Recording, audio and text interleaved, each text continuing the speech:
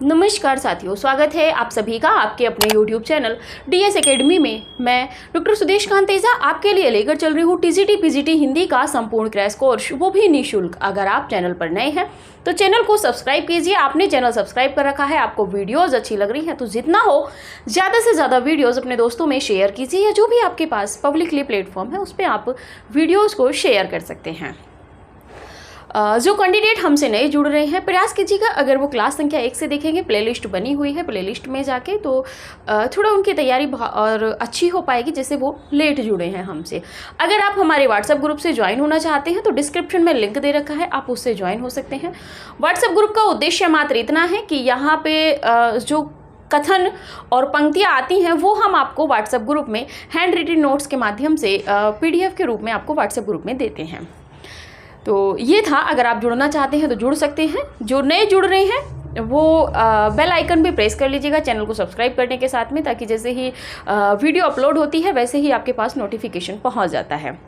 देखिए, वैसे तो हम क्लास 3 लेके चल रहे हैं, लेकिन कभी कोई कमी कोई प्रॉब्लम हो जाती है जिसकी वजह से 2 क्लासें तो आपकी प्रतिदिन अपलोड हो ही रही हैं। आपकी तरफ से फीडबैक हमें कम मिल रहा है, वरना हो सकता था कि हम इन संख्याओं को और भी बढ़ाएं, क्योंकि हमें बहुत जल्दी आपका सिलेबस कवर कराना है और बहुत विस्तृत अभी सिलेबस बचा हुआ है। अभी हम आधे रास्ते में भी नहीं पहुँचे हैं। और जैसा कि हम बात करेंगे, आज का आपको टॉपिक दिखाई दे रहा होगा, हम बात करेंगे आज हिंदी साहित्य के इतिहास में। हिंदी साहित्य का इतिहास आदिकाल भक्ति काल हम पूर्ण रूप से पढ़ चुके हैं और इतना विस्तृत पढ़ा है कि आपको पूरे यूट्यूब पे, इसीलिए लिखा हुआ है यूट्यूब के इतिहास में ये पहली बार आपको क्लासेस दी जा रही हैं। इतना विस्तृत और इतना परीक्षोपयोगी संकलन आपको दिया जा रहा है कि कहीं पे आपको पैसे देके भी हमें नहीं लगता कि प्राप्त हो सकता है।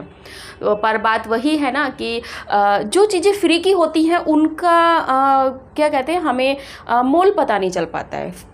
फ्री की चीज़ों का हमें प्राइस नहीं पता चल पाता है। जैसे कि अगर हम यहीं पे आपको कॉस्ट रखते कि 8,000 है, 10,000 है, तो आपको पता चलता है कि हाँ मैम की क्लास 10,000 की है, 4,000 की है, 5,000 की, लेकिन इसका कोई हमने प्राइस रखा नहीं है, निःशुल्क है। तो निःशुल्क चीज़ें जो होती हैं जिनका कोई शुल्क दे ना कर सके, ये इस तरह की क्लासेज होती हैं और आप चाह के भी इनका मोल नहीं चुका पाएंगे, क्योंकि इतना विस्तृत और इतना महत्वपूर्ण तथ्यों का संकलन हम आपके लिए दे रहे हैं।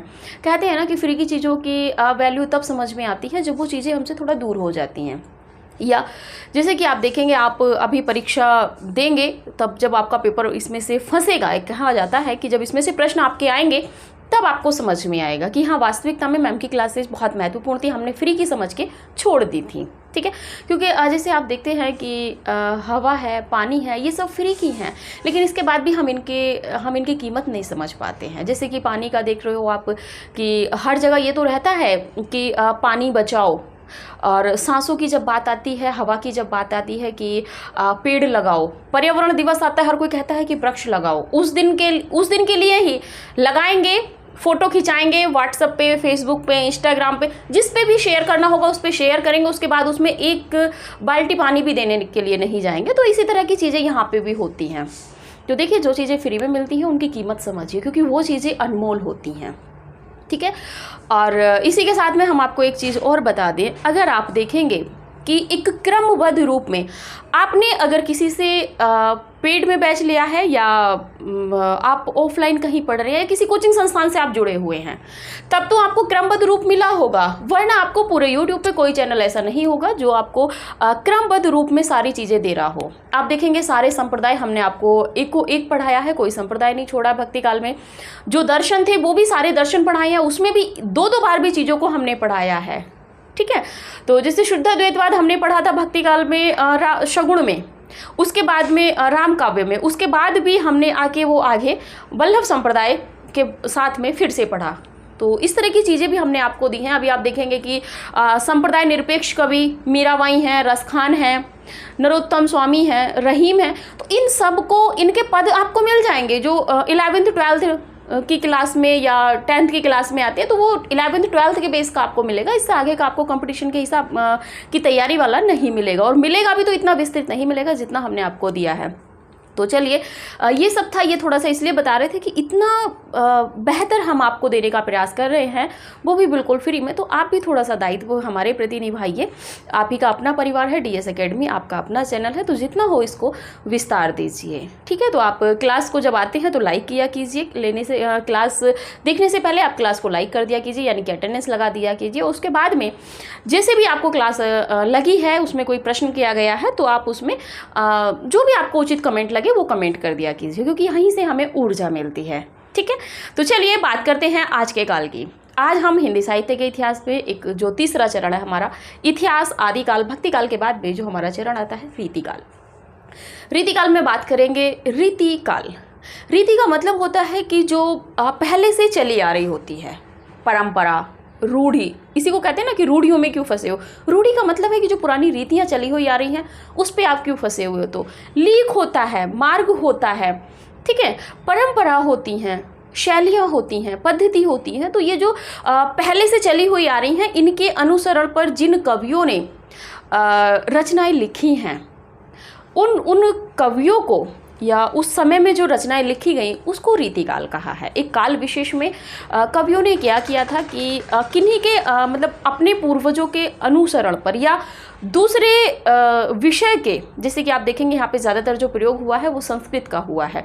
तो संस्कृत के जो आचार्य थे, भरत मुनि, भामा, मम्मट, वामन, उद्भट, तो इन सब की जो शैलियों का ग्रहण करके इनकी पद्धति को अपनाकर जो आगे बढ़े हैं, उसको उस काल में जो रचनाएं लिखी गई हैं उसको रीतिकाल कहा गया है।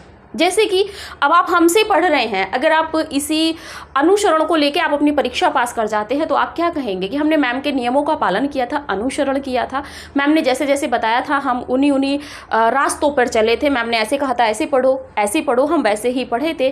तो ये क्या हुआ कि आपने मेरे नियमों को फॉलो किया है। नियमों को जहाँ फॉलो किया जाता है, तो इस काल में यानी कि 1700 से 1900 विक्रम संवत के समय में जो कवि थे उन्होंने ज़्यादातर दूसरों के नियमों को फॉलो करके या तो उसमें कुछ नवीन संशोधन किया है या उन्हीं के अनुकरण पर हिंदी में काव्य रचना की है, ठीक है। तो इन कवियों ने जो रचनाएं की हैं उस समय विशेष को रीतिकाल कहा गया है। चलिए बात करते हैं इसके तथ्य विषय में। रीतिकाल, ठीक है। रीतिकाल के समय की बात करें तो 1643 से 1843 ईस्वी माना है किसने? डॉक्टर नगेंद्र ने। अच्छा, यहाँ पे एक बात और कर ले, इससे पहले एक वीडियो थी मीराबाई की, उसमें कमेंट आया था, कमेंट था कि मीराबाई का जो विवाह हुआ है वो 1516 में कैसे हो सकता है मैम। देखिए आपका प्रश्न सही है, हम भी कह रहे हैं कि आपका प्रश्न गलत नहीं है, लेकिन जहाँ पे 1504 मीराबाई का जन्म दिया जाए और वहाँ पे 1558 या 1563 उनकी मृत्यु मानी जाए और वहीं पर 1516, तो देखिए 1504 से 1516, ठीक है। तो आपको पता है कि 12 वर्ष हुआ, तो 12 वर्ष में उस समय पे जिस समय मीराबाई थी उस समय में उनका विवाह होना स्वाभाविक था। देखिए हर कोई इतिहासकार अपने अपने अनुसार दिया है। अगर आप शुक्ल जी के अनुसार देखेंगे तो उन्होंने संवत में दिया है, लेकिन किस वर्ष में उनका विवाह हुआ है ये उन्होंने नहीं दिया है। हमने जो वहाँ पे बात की थी समय की डॉक्टर नगेंद्र के अनुसार, हालांकि डॉक्टर नगेंद्र का हम समय नहीं लिखवा पाए थे क्योंकि वहाँ से समय का प्रश्न नहीं बनता है। तो 1504 से 1558 या 1563 उनका समय दो जगह माना है। निधन का समय जो माना है डॉक्टर नगेंद्र जी ने भी 2 माने हैं, ठीक है। तो आप उसमें कंफ्यूज ना होइएगा, बस ये था कि वहाँ पे एक कोट था कि मीराबाई का विवाह राणा सांगा के जो पुत्र थे वो थे जो भोजराज थे, भोजराज से 1516 ईस्वी में हुआ था। तो देखिए डॉक्टर नगेंद्र के इतिहास में जब कोट दिया हुआ है 220 पेज पे, तो वहाँ से प्रश्न बनने की संभावना हो जाती है, इसीलिए हमने लिखवाया था, ठीक है।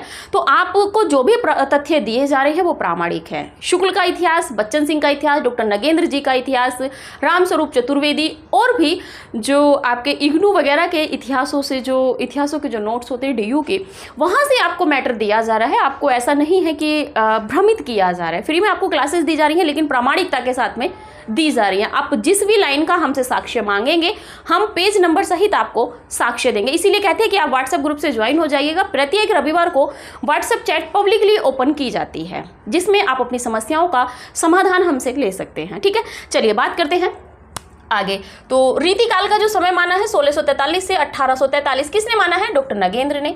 संवत में यदि बात करें तो 1700 से 1900 जो विक्रम संवत है माना है आचार्य शुक्ल, रामचंद्र शुक्ल जी और डॉक्टर राम कुमार वर्मा ने। वहीं पर संवत में एक समय और माना गया है, संवत 1681 से 1889, ये संवत मानी है मिश्र बंधुओं ने। ठीक है, हालांकि इन सबका काल विभाजन हमने हिंदी साहित्य के इतिहास में भी देख लिया था, लेकिन यहाँ पे देखना आवश्यक था।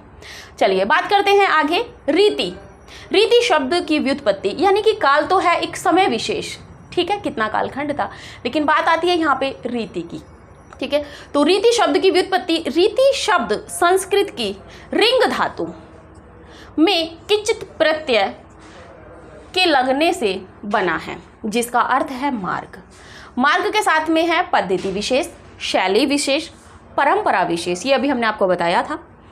इसी में है मार्ग का मतलब क्या है कि ऐसा काव्य जिसमें काव्य लिखने का मार्ग या तरीका बताया जाता है उसे रीति काव्य कहते हैं। ठीक है, ये इसीलिए लिखवाया है क्योंकि यहाँ से प्रश्न बनने की संभावनाएं रहती हैं, क्योंकि आगामी जो आपका उत्तर प्रदेश लोक सेवा आयोग जो प्रवक्ता की परीक्षा कराता है वो मुख्य परीक्षा भी कराता है। प्रीलिम्स में बहुविकल्पीय प्रश्न रहते हैं और मुख्य परीक्षा में आपको लिखना होता है। ठीक है, इसीलिए हम थोड़े थोड़े तथ्यों को आपको लिखाते चल रहे हैं। बात करें आगे कि डॉक्टर नगेंद्र ने माना है कि विशिष्ट रचना पद्धति, इन्होंने क्या माना है कि विशिष्ट रचना पद्धति एवं विशिष्ट नियमों को दृष्टि में रखकर, यानी कि अपने ध्यान में रखकर जो काव्य रचना हिंदी में की गई उसे रीति काव्य कहते हैं। आगे बात कर लेते हैं विद्वानों द्वारा रीतिकाल का किया गया नामकरण। रीतिकाल का नामकरण विवादित है, जैसे कि आप देखेंगे आदिकाल का। ठीक है, आदिकाल में भी बहुत सारे इतिहासकारों ने अलग अलग नाम दिए थे, वैसे ही रीतिकाल का नाम भी है। बात करें पहले रीति काव्य, या इसी का इंग्लिश में नाम है दी आर्ट्स पोएटिका। जो जॉर्ज ग्रियर्सन का इतिहास था, उन्होंने इसमें दी आर्ट्स पोएटिका या रीति काव्य किसको कहा है? तो आपके रीतिकाल को किसने कहा है? जॉर्ज ग्रियर्सन ने। दूसरे नंबर पे बात करें तो अलंकृत काल किसने कहा है? मिश्र बंधुओं ने। रीतिकाल आचार्य रामचंद्र शुक्ल जी ने कहा है।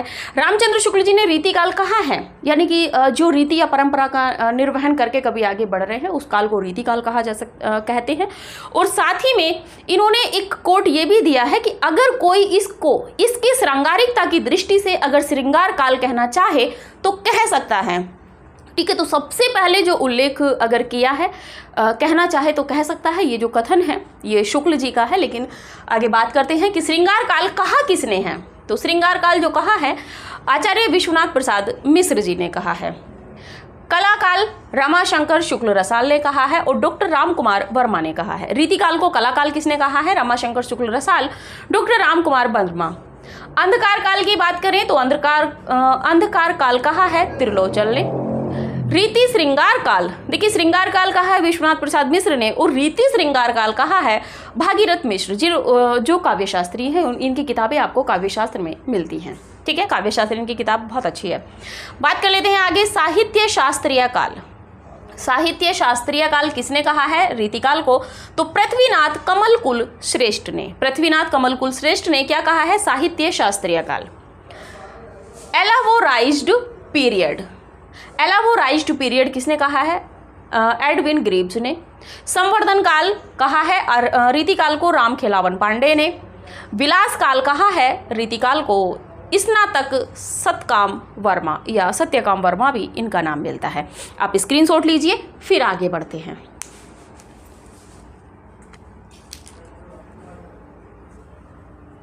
चलिए, क्योंकि यहाँ से प्रश्न आपको बनते हैं। देखिए, जितना हो वीडियो को शेयर करते रहिए, हमें बार बार कहना उचित नहीं लगता है, लेकिन आप देख रहे होंगे कि एक क्रम रूप में हम दे रहे हैं आपको। कोई क्लास ऐसी नहीं है कि आपसे छूटी हो। गुण रचनाकारों को भी हम एक संकलन अलग से लेके आते हैं आपके लिए अंतिम में, जो बहुत उपयोगी होता है। ठीक है, चलिए बात करते हैं रीतिकाल के प्रवर्तक की। रीतिकाल के प्रवर्तक, रीतिकाल के प्रवर्तक आचार्य रामचंद्र शुक्ल ने, आचार्य रामचंद्र शुक्ल ने रीतिकाल का प्रवर्तक चिंतामणि चिंतामणि त्रिपाठी को माना है, त्रिपाठी को माना है, जबकि डॉक्टर नगेंद्र ने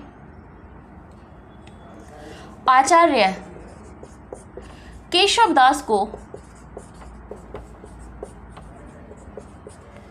रीतिकाल का प्रवर्तक माना है, केशवदास को रीतिकाल का प्रवर्तक माना है। आचार्य विश्वनाथ प्रसाद मिश्र कृपाराम को आचार्य विश्वनाथ प्रसाद मिश्र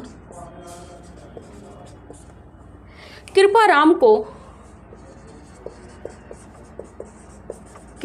को रीतिकाल का प्रवर्तक मानते हैं। ठीक है, आगे बात कर लेते हैं। अब थोड़ा सा देख लेते हैं किस आधार पर माना गया है। तो चिंतामणि त्रिपाठी को जो माना गया है, तो रीति की अखंड परंपरा,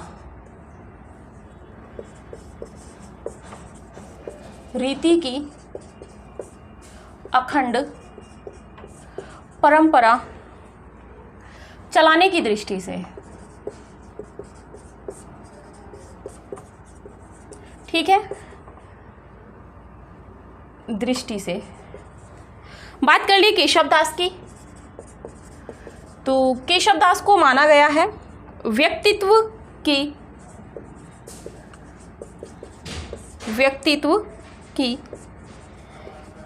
समृद्धि की दृष्टि से, नोट कर लीजिएगा। आगे बात कर लेते हैं कृपाराम को माना गया है काल क्रम की दृष्टि से, काल क्रम की दृष्टि से, ठीक है। आगे चलिए बात करते हैं रीतिकाल के उदय के कारण, रीतिकाल के उदय के कारण। पहले नंबर पर बात कर लेते हैं अपने आश्रयदाताओं की, अपने आश्रयदाताओं की रुचि के कारण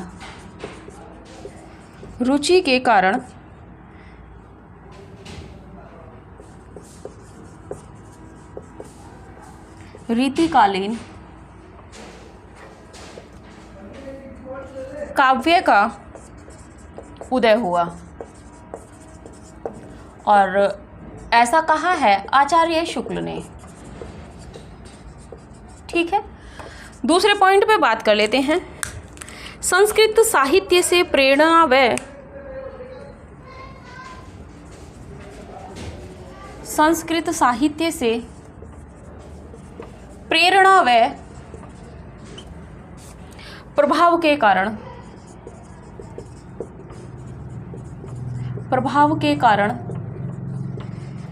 रीति काल का उदय, ठीक है। ऐसा मानने वाले वैसे हजारी प्रसाद द्विवेदी जी हैं। आगे तीसरे पॉइंट पे बात कर लेते हैं जीवन की बाह्य अभिव्यक्ति, जीवन की बाह्य अभिव्यक्ति से निराशा के कारण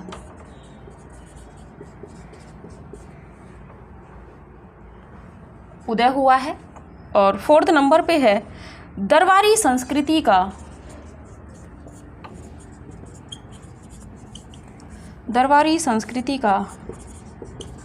प्रभाव होने के कारण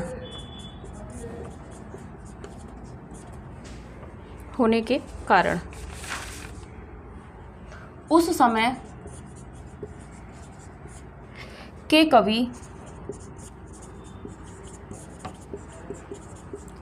हताश एवं निराश हो गए थे।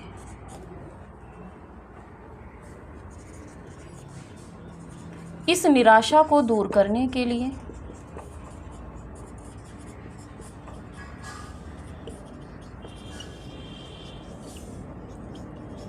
रीति काव्य लिखा। चलिए बात कर लेते हैं थोड़ा सा तथ्यों पे। रीतिकाल के प्रवर्तक में यदि बात करें तो आचार्य रामचंद्र शुक्ल ने चिंतामणि त्रिपाठी को रीतिकाल का प्रवर्तक माना है। चिंतामणि त्रिपाठी को किस दृष्टि से माना है?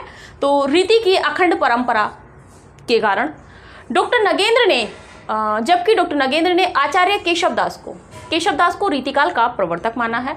और वहीं पे बात करें तो आचार्य विश्वनाथ प्रसाद मिश्र की, तो इन्होंने कृपाराम को रीतिकाल का प्रवर्तक माना है। अब ये जो तीनों प्रवर्तक माने गए हैं, शुक्ल ने चिंतामणि त्रिपाठी को, डॉक्टर नगेंद्र ने केशव दास को और विश्वनाथ प्रसाद मिश्र ने कृपाराम को रीतिकाल का प्रवर्तक माना है। साथ में देखें तो चिंतामणि त्रिपाठी को रीति की अखंड परंपरा चलाने की दृष्टि से रीतिकाल का प्रवर्तक माना गया है। केशव दास को व्यक्तित्व की समृद्धि, यानी कि इनका व्यक्तित्व बहुत ज़्यादा समृद्ध था, इसी की दृष्टि से इनको डॉक्टर नगेंद्र ने रीतिकाल का प्रवर्तक माना है। कृपाराम की बात करें तो जो आचार्य विश्वनाथ प्रसाद मिश्र जी ने माना है कालक्रम की दृष्टि से, यानी कि ये बड़े थे इसीलिए इनको रीतिकाल का प्रवर्तक माना है। ठीक है, यहाँ से प्रश्न बन सकता है कालक्रम की दृष्टि से रीतिकाल का प्रवर्तक कौन है या किसने किसको माना है? कृपाराम को, विश्वनाथ प्रसाद मिश्र ने। व्यक्तित्व की दृष्टि से किसको माना गया है? केशव दास को। रीति की अखंड परंपरा चलाने की या उसको समृद्ध करने की दृष्टि से किसको माना गया है? तो चिंतामणि त्रिपाठी को। रीतिकाल के उदय के कारण जान लेते हैं। तो पहला है कि अपने आश्रयदाताओं की रुचि के कारण रीतिकालीन काव्य का उदय हुआ।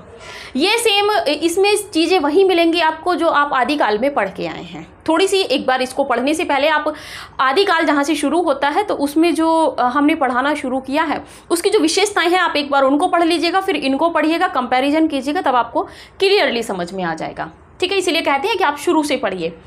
तो रीतिकाल का जो उदय हुआ था अपने आश्रयदाताओं की रुचि के कारण, यानी कि यहाँ पे कवि अपने तरीके से, जो राजा था वो अपने तरीके से रचनाएं करवाना चाहता था इस समय के कवियों से। ठीक है, संस्कृत साहित्य से प्रेरणा व प्रभाव के कारण रीतिकाल का उदय हुआ, ऐसा हजारी प्रसाद द्विवेदी जी मानते हैं। वो कहते हैं कि संस्कृत साहित्य से प्रेरणा लेकर, यानी कि संस्कृत साहित्य की जो रचनाएं उन्होंने पढ़ी, जैसे आप देखेंगे कि नाट्यशास्त्र है, हनुमान नाटक है, इस तरीके के जो संस्कृत ग्रंथ हैं, जो लक्षण ग्रंथ हैं, काव्यशास्त्रीय जो ग्रंथ हैं, इन ग्रंथों को पढ़ने के बाद इनको लगा कि हम भी ऐसा लिख सकते हैं। ठीक है, तो प्रेरणा व प्रभाव के कारण इन्होंने देखा कि इस तरह का संस्कृत साहित्य में तो रचनाएं हैं लेकिन हिंदी में नहीं है, तो फिर इन्होंने ब्रज और खड़ी बोली में यहाँ पे कुछ रचनाएं लिखी थी। यहाँ पे खड़ी बोली का प्रयोग होने लगा था। बात करें तो जीवन की बाह्य अभिव्यक्ति से निराश के कारण, इस समय क्या था कि राजाओं का सामंती परिवेश था, यहाँ पे भी आके दरबारी संस्कृति का काव्य भी इसको कहा गया है, आगे देखेंगे। तो यहाँ पे जो जीवन था कवियों का वो भी कहीं ना कहीं निराश हो रहे थे, इसीलिए उन्होंने लिखने का काम किया, क्योंकि उस समय आजीविका के लिए जो कवि थे वो राजाओं के दरबार में रहते थे और आजीविका के लिए मतलब एक तरीके से राजाओं से मुद्रा या बाकी की सहानुभूति प्राप्त करने के लिए क्या था कि राजाओं की प्रशंसा में उन्हें गीत गाने होते थे। जब आप देखेंगे देव को, बाकी सबको, तो कहीं ना कहीं कोई जो कवि हैं वो ज़्यादातर राजाओं के आश्रय में रहे हैं। रीतिकालीन कवि भी और आदिकालीन कवि भी राजाओं के आश्रय में रहे हैं और तभी उन्होंने रचनाएं की हैं। बेशक वो लक्षण ग्रंथ लिखे हैं, इससे मतलब नहीं है, लेकिन राजाओं के आश्रय में रह के लिखा है। जो कि भक्ति काल हमने जो बीच में पढ़ा था उसमें समकालीन थे लेकिन आश्रय में नहीं थे ज़्यादा। ठीक है, अंतिम में आते आते देखते हैं तो कुछ कुछ कवि मिलने लगते हैं लेकिन ज़्यादा नहीं मिलते हैं। बात करें दरबारी संस्कृति का प्रभाव होने के कारण उस समय के कवि हताश एवं निराश हो गए थे। इस निराशा को दूर करने के लिए रीति काव्य लिखा, यानी कि इस समस्या को दूर करने के लिए, अपने निराश मन को वो करने के लिए, निराश मन को शांत करने के लिए या अपने काम में जुटाने के लिए इन्होंने काव्य लिखा और वो काव्य रीतिकाल के अंतर्गत आता है। आप स्क्रीनशॉट लीजिए, फिर आगे बढ़ते हैं। थोड़ा सा क्लास को थोड़ा सा खींच लेते हैं क्योंकि कुछ टॉपिक है तो उनको कंप्लीट कर लेते हैं, उसके बाद फिर अगली क्लास में देखेंगे जो भी चीज़ें बचेंगी। ठीक है, प्रयास तो यही था कि एक ही क्लास में कंप्लीट कर लें, लेकिन लग नहीं रहा है कि हो पाएगा। चलिए बात करते हैं रीति काव्य की विशेषताएं। रीति काव्य की विशेषताएं। ठीक है। काव्यत्व और आचार्यत्व का मिश्रण,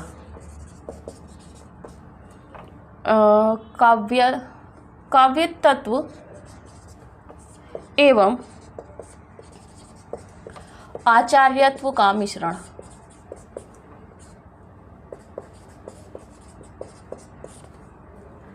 दूसरे नंबर पे बात करें तो अंतर्वस्तु के रूप में श्रृंगार का चयन, अंतर्वस्तु के रूप में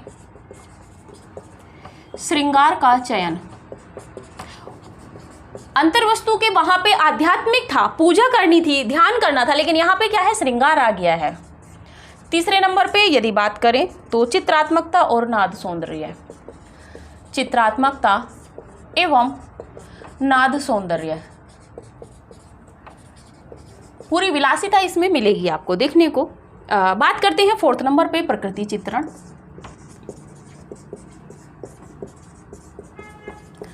पांचवें नंबर पे यदि बात करें तो लक्षण ग्रंथों की रचना,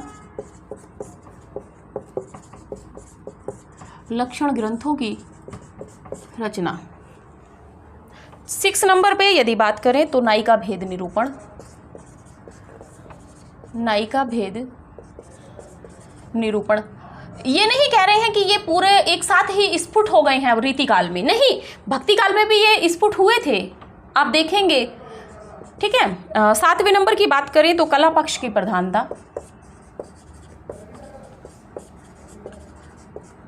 भाव पक्ष की यहाँ पे कम मिलेगी, कला पक्ष की ज़्यादा मिलेगी, ठीक है। श्रृंगारिकता,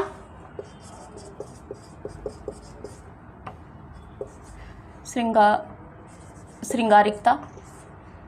9वें नंबर पे बात करें भक्ति व वैराग्य की भावना, भक्ति व वैराग्य की भावना, ठीक है। 10वें नंबर पर बात करें वीर रस की कविता, वीर रस की कविता। 11वें नंबर पे यदि बात करें तो प्रेमानुभूति का, प्रेमानुभूति मानसलता, प्रेमानुभूति की मानसलता। 12वें नंबर पर बात करें तो दरबारों से प्रेरित काव्य रचनाएं, दरबारों से प्रेरित काव्य रचनाएं, ठीक है। आगे बात कर लेते हैं रीतिकाल के पतन के कारण। देखिए, जब रीतिकाल के पतन के कारण, जब उदय होता है तो उसका पतन भी निश्चित है, यानी कि जाहिर सी बात है जब कोई वस्तु आई है। मुख्यतः 3 कारण हैं, मुख्यतः 3 कारण हैं। कौन कौन से? काव्य में लोकमंगल, काव्य में लोकमंगल की भावना का अभाव, भावना का अभाव। दूसरे नंबर पे है चमत्कार अतिशयता, चमत्कार अतिशयता, यानी कि पांडित्यपूर्ण शब्दों का प्रयोग, पांडित्यपूर्ण शब्दों का प्रयोग, ठीक है। 3rd नंबर पे बात करें अत्यधिक रसिकता एवं श्रृंगारिकता, अत्यधिक रसिकता एवं श्रृंगारिकता, ठीक है। चलिए आगे बात कर लेते हैं रीतिकाल के संदर्भ में अन्य महत्वपूर्ण तथ्य। रीतिकाल के संदर्भ में अन्य महत्वपूर्ण तथ्य, यहाँ से प्रश्न बहुत जल्द बनते हैं। महत्वपूर्ण तथ्य, इसीलिए कहते हैं कि हमारी क्लासेज बहुत कीमती हैं। अगर आप समय से समझ के पढ़ लिए तो बहुत अच्छी बात है। हिंदी में रीति संप्रदाय के प्रवर्तक, हिंदी में रीति संप्रदाय के प्रवर्तक आचार्य वामन माने जाते हैं। आचार्य वामन माने जाते हैं। ठीक है, दूसरे नंबर पे लिखिए हिंदी साहित्य में रीतिकाल के प्रवर्तक।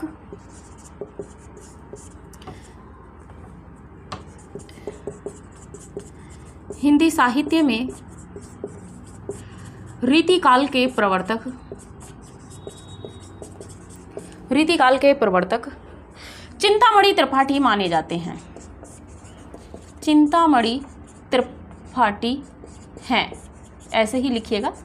तीसरे नंबर की यदि बात करें, रीतिकाल में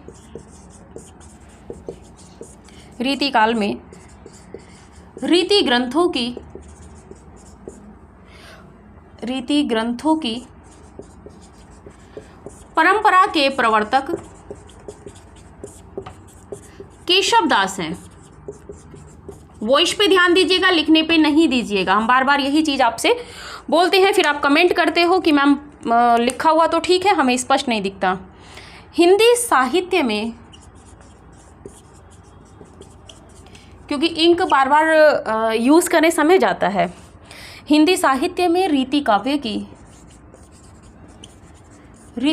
की रचना सर्वप्रथम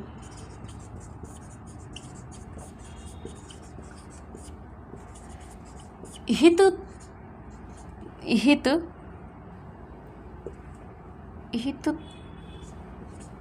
तरंगिणी मानी जाती है।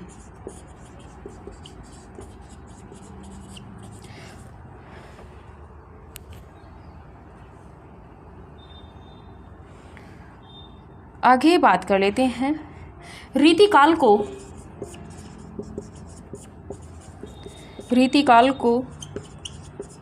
महत्वपूर्ण है गुंडेपन और सोहदेपन की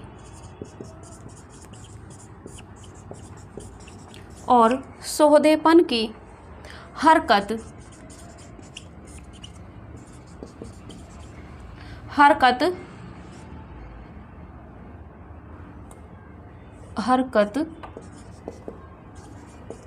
मार्कंडेय ने कहा है।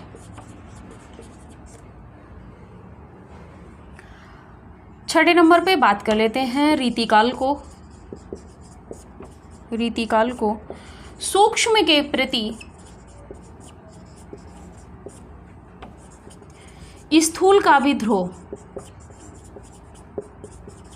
स्थूल का विद्रोह गंगाराम मिश्र ने कहा है। गंगाराम मिश्र ने कहा है। ठीक है, रीतिकाल के प्रतिनिधि कवि, रीतिकाल के प्रतिनिधि कवि कौन है? कमेंट कर दीजिएगा। बिहारी हैं।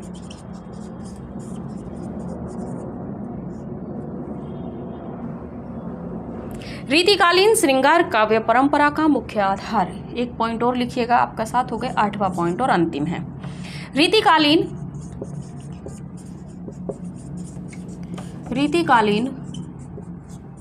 श्रृंगार काव्य परंपरा का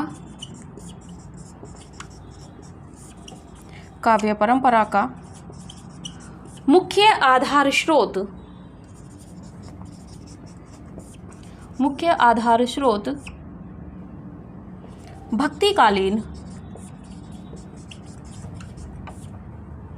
कृष्ण काव्य को माना जाता है। कृष्ण काव्य को माना जाता है।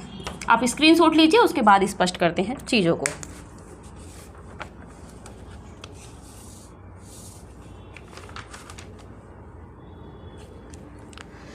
चलिए बात कर लेते हैं कि रीति काव्य की विशेषताएं। पहला है काव्यत्व एवं आचार्यत्व का चित्रण। इसमें क्या है, काव्य तत्व और आचार्यत्व। जो कवि हैं ज़्यादातर आचार्य हैं, जिन्होंने लक्षण ग्रंथों पे रचनाएं लिखी हैं उनको आचार्य कहा गया है। दूसरे नंबर पर बात करें तो अंतर्वस्तु के रूप में श्रृंगार का चयन। यहाँ पे भक्ति काल में हमने देखा था कि अंतर्वस्तु के रूप में अध्यात्म था, ईश्वर के नाम का स्मरण था, लेकिन यहाँ पे क्या है, श्रृंगारिकता है, श्रृंगार है। चित्रात्मकता एवं नाद सौंदर्य। काव्य में चित्रात्मकता बहुत अधिक है और साथ में नाद सौंदर्य भी है। प्रकृति चित्रण भी यहाँ पे अधिक मिलता है। लक्षण ग्रंथों की रचनाएं, यानी कि लक्षण ग्रंथों के आधार पर जो रचनाएं लिखी गई हैं उनको लक्षण ग्रंथ ही माना गया है, अधिक है। नायिका भेद निरूपण भी रीतिकाल में अधिक हुआ है, आगे देखेंगे। कला पक्ष की प्रधानता यहाँ पे रही है। श्रृंगारिकता की भी अधिकता है। भक्ति व वैराग्य की भावना, भक्ति और वैराग्य की भावना मिली है, लेकिन बहुत अधिक स्तर पर यहाँ पे नहीं मिली है। यहाँ पर जो भक्ति की गई है वो अधिकांशतः कृष्ण की ही की गई है, ठीक है। वीर रस की कविता का भी इसमें उल्लेख मिलता है। आप कमेंट कर दीजिएगा वीर रस के कवि इसमें जो महत्वपूर्ण है वो कौन है। आगे वैसे तो हम पढ़ ही लेंगे। प्रेमानुभूति की मांसलता यहाँ पे मिलती है। प्रेम अनुभूति के जो मांसल क्षणिक चित्रण होते हैं उनकी भी यहाँ पे अधिकता मिली है, यानी कि कोमलता, जो वया कोमलता होती है, जैसे कि वया संधि हमने देखा था आपका विद्यापति का, तो उस तरह की यहाँ पे कोमल मांसलता मिली है। जैसे कि आप देखेंगे कि बिहारी के पद भी हैं कि नहीं पराग नहीं मधुर मधुर नहीं विकास ही काल अली कली ही शोभ्यो, तो इस तरह के पद हैं। बिहारी ने मतलब एक तरीके से कोमलता की ही बात करने के बाद में राजा जयसिंह को दुत्कारा था उस पद के माध्यम से, ठीक है। बात करते हैं तो दरबारों से प्रेरित काव्य रचनाएं। अधिकांशतः यहाँ पे जो रचनाएं हैं वो दरबारों से प्रेरित ही हैं। यहाँ पर भी जैसे आप देखेंगे कि आदिकाल में राजा मुद्राएं या ज़मीन या जो भी चीज़ें दिया करते थे, उस तरह की प्रवृत्ति रीतिकाल में भी मिली है। आदिकाल की प्रवृत्ति रीतिकाल में पूर्ण रूप से लक्षित हो जाती है। जैसे कि आप देखेंगे कि बिहारी को काली पहाड़ी दान में दे दी, इतनी मुद्राएं एक पद पे दे दी, ये सब चीज़ें हैं। बात कर लेते हैं रीतिकाल के पतन के कारण। तो मुख्यतः 3 कारण हैं, अधिक हैं वो नहीं बताने हैं। काव्य में लोकमंगल की भावना का अभाव। काव्य में जो लोकमंगल है, यहाँ पे क्या था, आदिकाल की तरह यहाँ पे जो कवि रचनाएं कर रहे थे वो राजाओं की प्रशंसा में ही कर रहे थे, जैसे कि आदिकाल में की गई थी। इसीलिए जनता की जो भावना थी, यहाँ पे जनता की भावना को कहीं ना कहीं थोड़ा सा विस्मृत किया गया था, इसी का अभाव था, जिसके कारण ये जो काल था, ये प्रवृत्ति थी, ये लुप्त हुई। बात कर लेते हैं चमत्कार अतिशयता। यहाँ पे क्या था कि चमत्कार बहुत ज़्यादा था पदों में, क्योंकि जाहिर सी बात है आप अगर किसी की प्रशंसा करोगे तो मतलब उसके विषय में बुरा तो लिखोगे नहीं। अगर मैं ही आपसे कहती हूँ कि आप मेरी बायोग्राफी लिखिए तो क्या कहते हैं, या कुछ भी लिखने के लिए मैं कहती हूँ आपसे, अपनी जीवनी लिखने के लिए कहती हूँ, तो आप क्या करेंगे, मेरा जो मतलब जो दोषों का गुणों के गुण हैं और अवगुण हैं, तो आप अवगुणों को कहीं ना कहीं नकारने का प्रयास करेंगे। जैसा कि मैम मार्कर में इंक नहीं डालती हैं जल्दी से, धुंधला धुंधला लिख के बस चेप देती हैं, तो इन चीज़ों को आप थोड़ा सा हटाने का प्रयास करेंगे। जो अच्छाई हैं आप उनको ज़्यादा लिखोगे। तो यहाँ पर भी वही हुआ है कि चमत्कार अतिशय था। जो कवि थे वो राजाओं की प्रशंसा कर रहे थे, पांडित्यपूर्ण शब्दों का भी प्रयोग था, यानी कि उनको जो कवि था वो खुद ही समझ सकता था, आम जनता नहीं समझ सकती थी, क्योंकि आम जन भाषा में बहुत कम साहित्य यहाँ मिलता है। लक्षण ग्रंथ कौन उस समय जान पाता था, ठीक है। आगे बात कर लेते हैं अत्यधिक रसिकता एवं श्रृंगारिकता। जो राजाओं की विलासिता थी उस समय, अत्यधिक रसिकता और श्रृंगारिकता का भी यहाँ पे वर्णन है। श्रृंगारिकता का वर्णन अगर नायक नायिका के रूप में भी हुआ है तो वहाँ पे कहीं ना कहीं कृष्ण और राधा को आधार लिया गया है, ठीक है, या जो संस्कृत के ग्रंथ हैं उनके आधार पर है। बात कर लेते हैं रीतिकाल के संदर्भ में अन्य महत्वपूर्ण तथ्य। ये महत्वपूर्ण है, यहाँ से प्रश्न बनने की बहुत ज़्यादा संभावना है, इसीलिए कहते हैं कि इतनी विस्तृत और इतनी महत्वपूर्ण क्लास आपको कोई नहीं दे रहा होगा, इसीलिए आप थोड़ा सा कष्ट दीजिए, थोड़ा सा उंगलियों को कष्ट दीजिए और क्लास को शेयर करते रहिए, लाइक कीजिए, जो भी आपको उचित कमेंट लगे वो कमेंट कीजिए। देखिएगा आप जब पाठ्यक्रम पूरा कंप्लीट हो जाएगा उसके बाद, या जितना कंप्लीट अभी तक हुआ है उसमें आप कहीं पे कोई भी इतने पढ़े हुए का अगर आप कोई सेट लगाते हैं तो वहाँ से मुझे नहीं लगता है कि आपके प्रश्न गलत होंगे, आपको बहुत ज़्यादा रिवीजन करने की ज़रूरत हो रही होगी। चलिए बात कर लेते हैं पहले तथ्य में। हिंदी में रीति संप्रदाय के प्रवर्तक आचार्य वामन माने जाते हैं। हिंदी में रीति संप्रदाय की बात आती है। 6 संप्रदायों का इसमें विवेचन होगा, वो हम अगली वीडियो में आपको हो सकता है बता देंगे, ठीक है। आगे बात करते हैं कि हिंदी साहित्य में रीतिकाल के प्रवर्तक चिंतामणि त्रिपाठी हैं, ये भी महत्वपूर्ण है।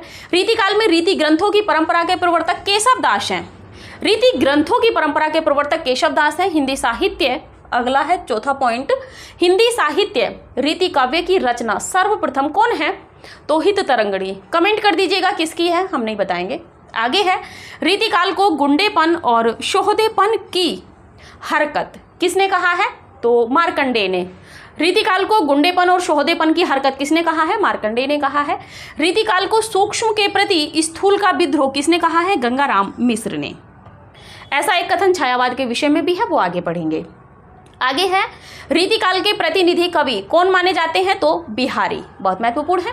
रीतिकालीन श्रृंगार काव्य परंपरा का मुख्य आधार स्रोत भक्तिकालीन कृष्ण काव्य को माना जाता है। ये और भी बहुत महत्वपूर्ण है। अगर यहाँ से थोड़ा सा भी कठिन एक्सपर्ट ने पेपर किया तो ये जो आपका 8वां पॉइंट है, इसको रखना नहीं भूलेगा वो, ठीक है। तो ये था आपका आज का रीतिकाल, ठीक है।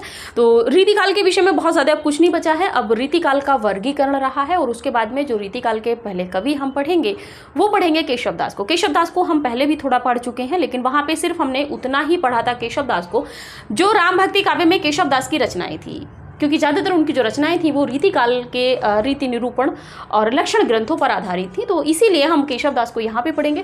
जो तथ्य वहाँ पे पढ़ लिए थे उनको यहाँ पे सीधे से छोड़ देंगे। जैसे रामचंद्रिका थी, पढ़ेंगे, थोड़ी सी विशेषता पढ़ेंगे, लेकिन बहुत ज़्यादा नहीं पढ़ेंगे, क्योंकि जहाँ जितनी ज़्यादा पढ़नी थी वो हमने राम भक्ति काव्य में पढ़ ली थी। तो ठीक है, आज की क्लास यहीं तक रखते हैं। थोड़ी विस्तृत हुई है, अब थोड़ी क्लास विस्तृत भी रहेंगी और प्रतिदिन 3 क्लास अपलोड होंगी। आप समय से क्लास देखिए, समय से कमेंट कीजिए। आपका कहीं कोई डाउट है समय से कीजिए, ताकि हम अगली वीडियो में उसका सॉल्यूशन आपको दे दें।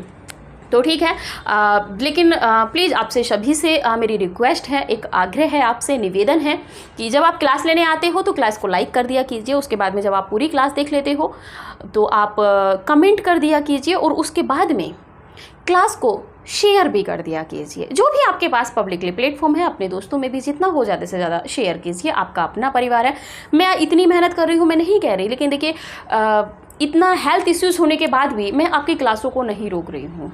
सीधे हाथ में प्रॉब्लम हो रही है, क्योंकि 2-3 बार ब्लड निकलवा चुकी हूँ टेस्ट के लिए, और वो भी डॉक्टर है कि उसको लेफ्ट हैंड में नस ही हाथ नहीं आती है, राइट में आती है, मैं ही क्या करूँ। तो इसीलिए हाथ में प्रॉब्लम भी होती है, लेकिन उसके बाद भी मैं आपको कोई क्लास नहीं छोड़ रही हूँ। हाँ, व्हाट्सएप ग्रुप में कुछ जो नोट्स जाने थे, वो PDF जानी थी, वो अभी नहीं पहुँच रही है, उनके लिए थोड़ा सा समय लग रहा है, ठीक है। लेकिन दी आपको सभी जाएंगी। कोई भी तथ्य या कोई भी टॉपिक या कोई भी पॉइंट आपसे ऐसा नहीं रोका जाएगा जो आपके परीक्षा में जहाँ से प्रश्न बने और हम उसको ना करा पाएँ। हमारा पूरा प्रयास है। आप जान रहे होंगे, जो कैंडिडेट हमसे क्लास संख्या 1 से या 10 से 20 से जैसे भी हमसे जुड़ते चले जा रहे हैं, वो जुड़ते चले जा रहे हैं, और आप सबका स्नेह ही है जो मुझे आगे बढ़ाता चला जा रहा है। और देखिए हम कितना आगे आ गए हैं। बस यही है, थोड़ा सा प्रयास कीजिए, क्लास को शेयर करते रहिए, लाइक कीजिए, कमेंट कीजिए, जो भी आपको उचित लगता है।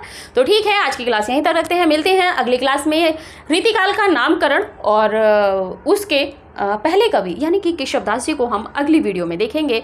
तो ठीक है, अभी के लिए इतना ही। मिलते हैं अगली क्लास में, तब तक के लिए नमस्कार।